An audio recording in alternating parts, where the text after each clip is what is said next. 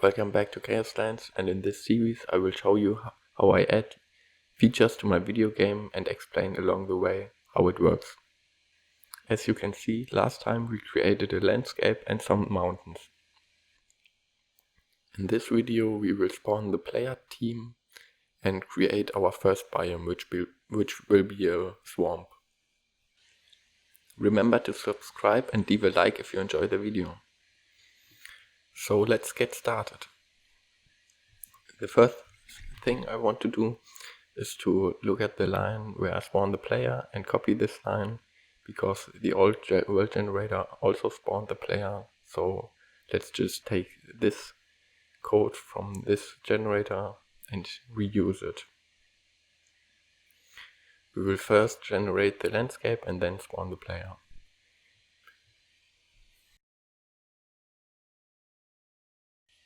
We spawn the player by providing a position and a settings option, so the function knows the width of the world, for example.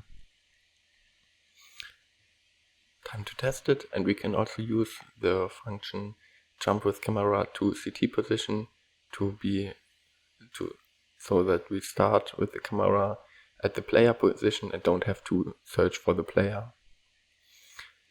While creating a new world, you can see that we get an error, and that is located at some position we can't look because we started in release mode.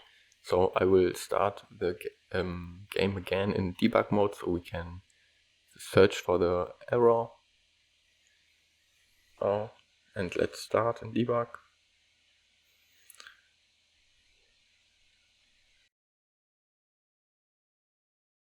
And the error happened again, and now we can scroll through the log and see what happened. And here we used a matrix and used an invalid position, and the matrix is called grounded map.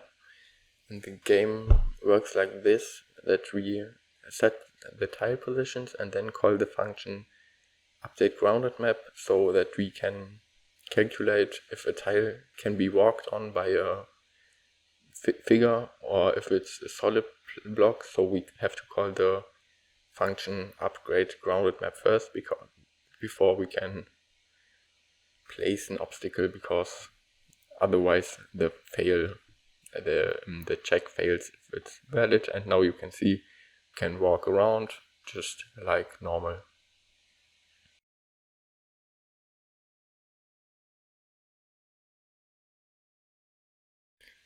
The function jump with camera to CT position is also not needed, because this is also called in the function spawn player.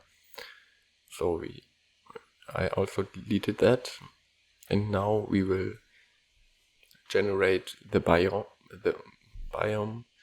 of a swamp, and we will do that by using a second noise matrix and looking for high values at this matrix. And if this matrix at a position has a certain height and also is a grass tile, we will place a swamp tile. So first create the new matrix, then we will loop through both axes.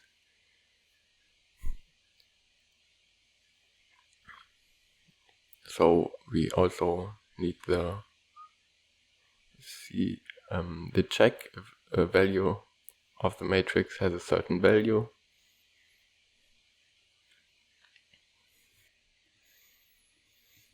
And if it has a certain value, we want to replace tile. So that's what we also did at the top. And we want to check if the position of the current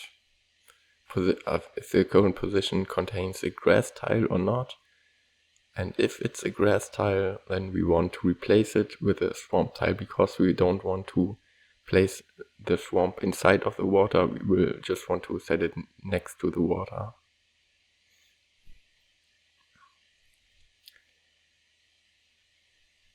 And let's start it. And as you can see, now we have like a different level that's not as high as the mountain, but a little bit higher than the grass, and that's not what I wanted to generate.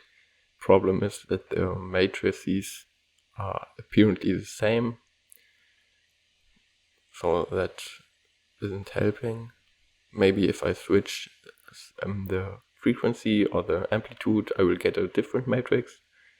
So let's try this.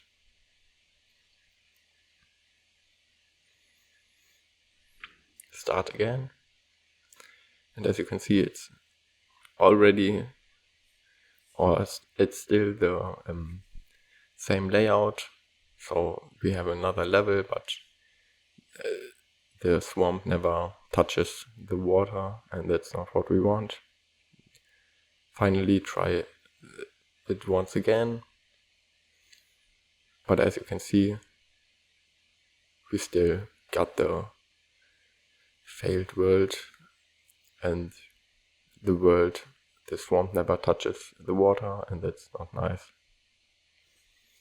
At this point I noticed that I never used the new matrix that I created. I just used the old matrix, and that's obviously a mistake. So now you can see that the swamps get generated randomly and not dependent on the first noise matrix, and that it looks good, but the problem is that I don't know how to regulate this kind of generation, because it's now just generated all over the world, and that's not what I want. I just want small parts to be of this biome. So I decided to change the world generator, that we just generate circles around the map, and the map contains the biome. So let's remove this code and write some new code. We will generate n swarms, and for now I will pick the number 5.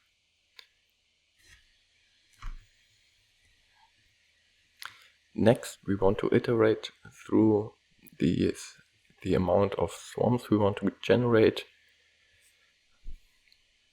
and now we want to calculate a random position in the world where we generate a swarm, and also we want to increment the loop index every time we successfully generated a swamp. So let's calculate a random position. Since we have x and y coordinate, we want to generate 2 random values in the bounds of the world size and store the result in a 2-dimensional vector. We also want to calculate the CT position because we need it later, and we can just copy this line from above, and this gives us the CT position. We have to input the position, and then we are done.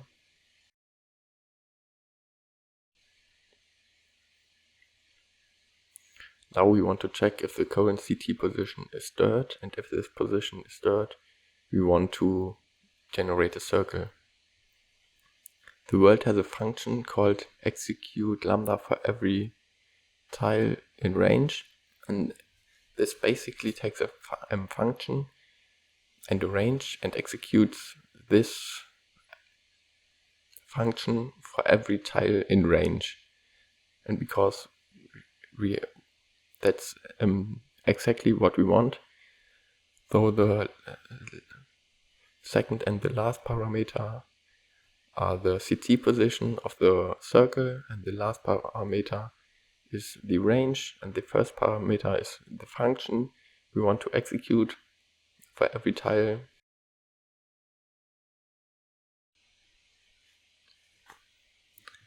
Now it's time to create this lambda function, and you can imagine a lambda function as a normal function that you can pass into another function and call later.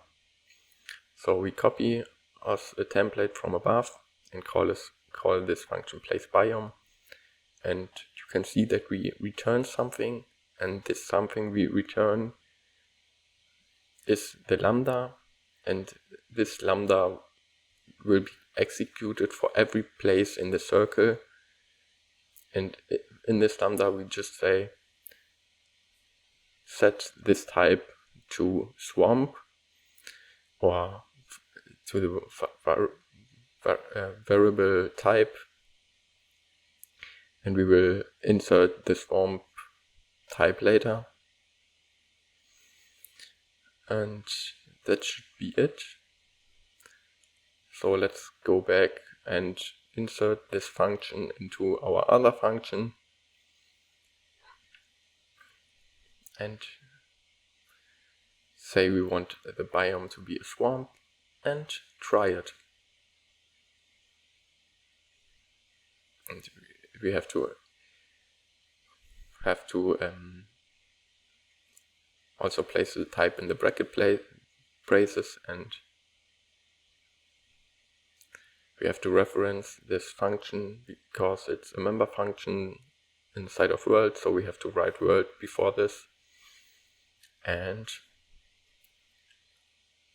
increment the counter if it was successfully. So if the type is dirt, then we will generate this biome, and we get the biomes, but they are a little bit huge, and they also replaced other tiles. So you can see the mountains got a little bit removed, and there's no water in the swamp biome, and that's not what we want. So it's time to fix that.